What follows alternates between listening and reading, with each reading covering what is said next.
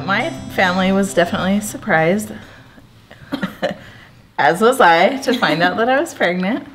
But they, for the most part, were extremely supportive immediately. My sister was the first person that I told, and she was thrilled that I was pregnant. And,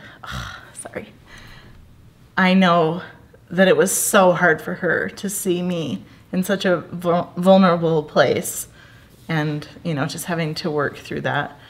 But she was always there.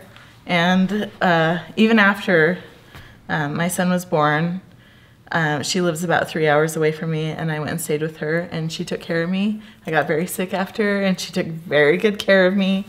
She was amazing. And my dad, he was just like, okay, well, what can I do? Let's talk about this. Let's figure it out. He was very supportive. And, my other siblings were really great about it as well. My mom had a really hard time. That was her first grandson. She felt the loss before it even happened. Mm-hmm. And I'm very, very grateful that even through her own feelings, she was able to be supportive. Well, with that, my mom's actually a birth mom. That's great. And so I know for her, not only was it her first grandbaby, but she was watching her daughter experience something that she knew how much it was going to rip my heart out. And one time she sat me down and had an honest conversation with me, and she said, honey, I completely 100% support you in choosing adoption, but I'm not going to sugarcoat it. I'm going to tell you about the pain. I'm going to tell you how much it hurts. And in her doing that, it prepared me so much for placement day, because I went into it not thinking that it was going to just be this easy thing that I signed this paper. I knew how much it was going to hurt because I had her example. And I look back now that I'm a mother parenting 2 children, I cannot imagine watching my child go through that. I don't know how she did it.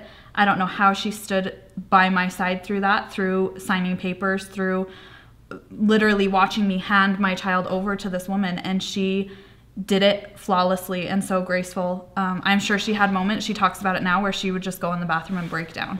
But I never once saw it, not once. She was so strong and so unbelievable. Good. And the rest of my family, the same thing. We had the hospital staff allowed her to leave the NICU for 30 minutes so my family, my siblings, could say goodbye to her.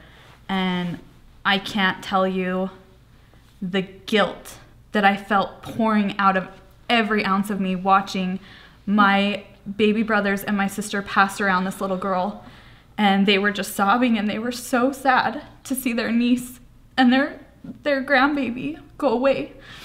But even through all of that, they never once said, Haley, don't do this. They knew it was right, and they always stood by me. And I am so beyond grateful to every single one of them for that, because I know it wasn't easy for them, but they knew it wasn't about them, and it wasn't about me. It was about her. And honestly, I don't think I could have made it through my placement without their support. My folks did some things right and did some things wrong, and we've discussed that, and they know that. And my mom has actually been a resource to other people to say, you know what, here's what you're going to want to do, here's what you should do. And I think my mother regrets not trusting me and giving me the space to make a good decision on my own. My mom knew adoption was right. And I don't think she understood how important it was that I know that it's right.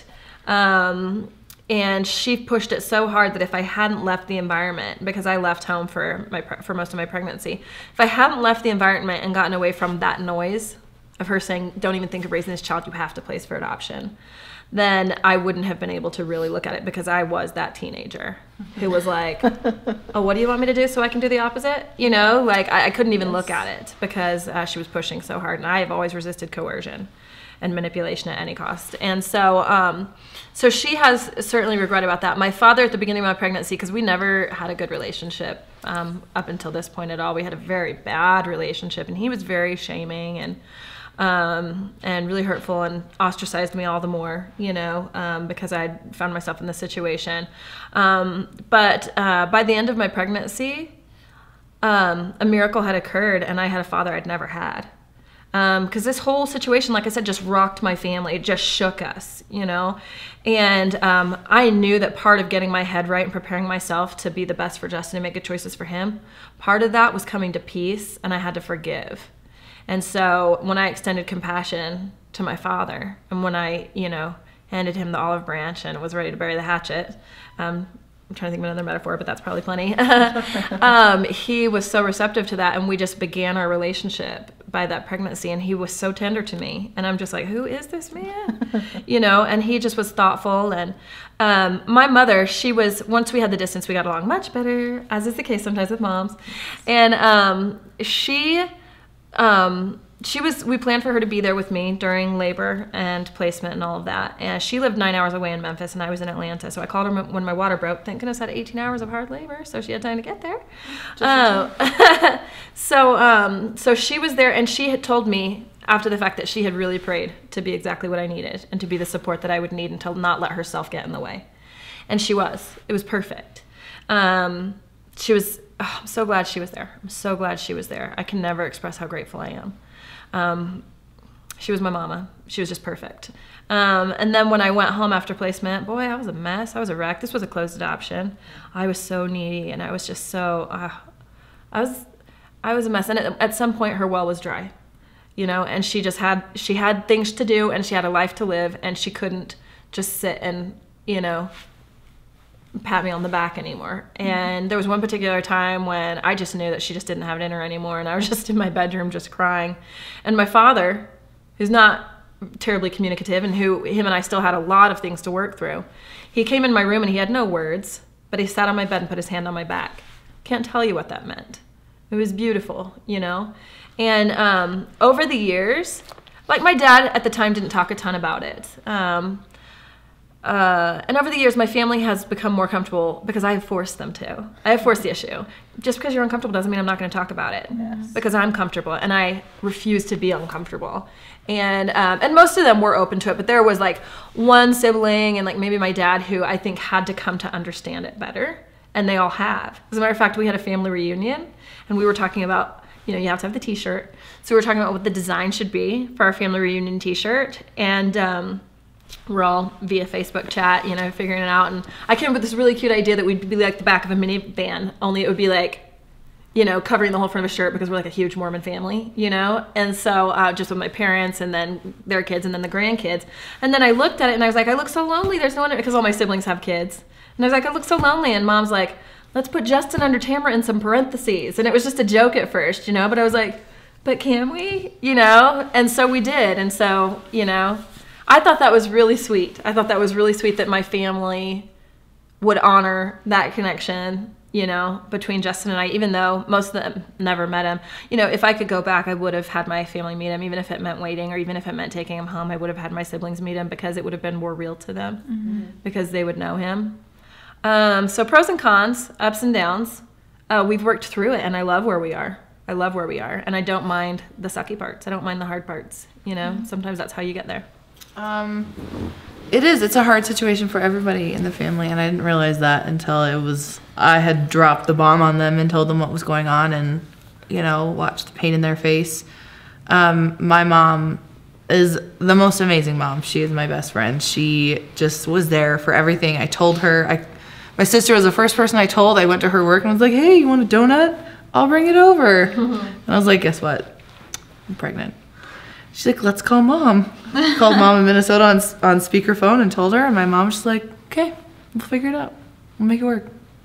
That's it. Like, there was no, that's all she ever said. She never asked anything. It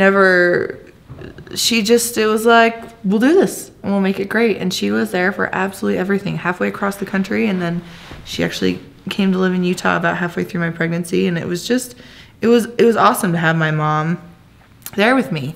And she had a son that passed away, my brother, and so I think she kind of understood what I was heading for. It's different because she'd been a mom and lost a child, and I've never been a mom, so it's different feelings, but she could empathize with what was ahead and kind of sugarcoat what needed to be sugarcoated and sit me down and be like, this is what's going to happen.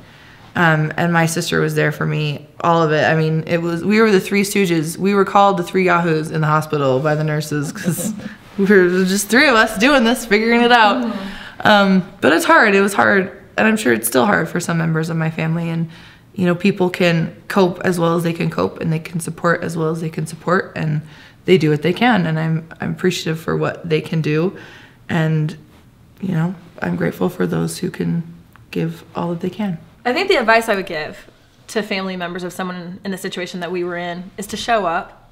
Yeah. You know, be present. And I knew a girl once, and her sister, once she decided to place a child for adoption, her sister said, well, this is going to be too hard for me. I'm going to experience a loss. So she just completely dropped off, just completely eliminated herself from the whole situation. If you can't wade with someone through the deep waters, that's not family. Yes. We go there with each other. You know, we carry each other's burdens, we hurt with each other. That's what family does, you know? So I think show up, be present, ask questions, say, how can I support? And don't ever tell anyone what their choice should be. Give counsel when it's asked for, but leave people a space to make their own decisions, because I've seen people who chose adoption because they were coerced. And there's a lot of pain and a lot of resentment and a lot of regret. And it's a sad story. I think a big thing is just acknowledge what's happening.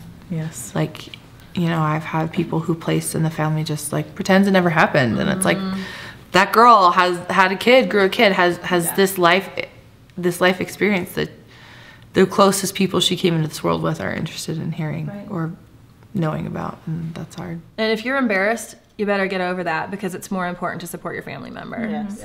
And Absolutely. if she needs to talk about it, not just while it's happening, but forever. She needs to talk about it, and who better than her family? Yeah. In my extended family, there's some people who don't really acknowledge it, and that's okay. That's their thing. One thing I've really appreciated from my dad, so I have, you know, a child that I parent. My sister has 2 kids. But if you ask my dad how many grandkids he has, he will say 4. And that means the world to me. I think it's really great. I've, you know, placed a while ago. I've dated guys, got married, and the coolest thing about, you know, the guy that I married is I tell people early, I'm a birth mom, and they can handle it or they don't.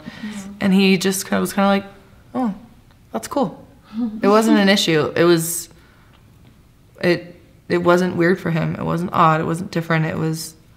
That's neat. It's like whatever made you who you are. Exactly. I love it. Exactly. And I think that is such a great attitude to have for hard situations, especially like this. If you don't know what to do, just smile about it and be like, that is awesome. That's great. Just be there for them. Yeah. There are some, you know, I had this great fear that who would date me, you know, and like people will not understand and they'll judge me and things like that. And they have on occasion. People have, More often than not, it's contrary, where I'll be like, oh my gosh, I have to tell him, and what's he going to say? And they'll be like, I knew that. I think that's incredibly admirable. And I'm like, let's get married. But then we don't. So, you know, but there have been those who stopped calling, and I just, no hard feelings there. I just figure they don't have the same maturity of understanding in the things that I understand, you know, and so we weren't compatible anyway, you know. Yeah. But I would rather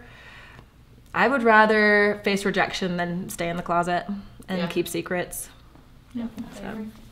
When I was pregnant, I met my husband, you know, and we started out as friends, and I told him, you know, I was almost visibly pregnant at that point when I met him, and I explained to him, you know, what I was going through, and he was just like, wow, that's really great. And I know that is such a huge part of our relationship now, that he had a lot of respect that I would even entertain that idea and move forward with it. So I remember I was so astonished the first time a guy was like, wow, that's amazing. I am so proud of you. I was so astonished and surprised at that reaction, but now I expect it.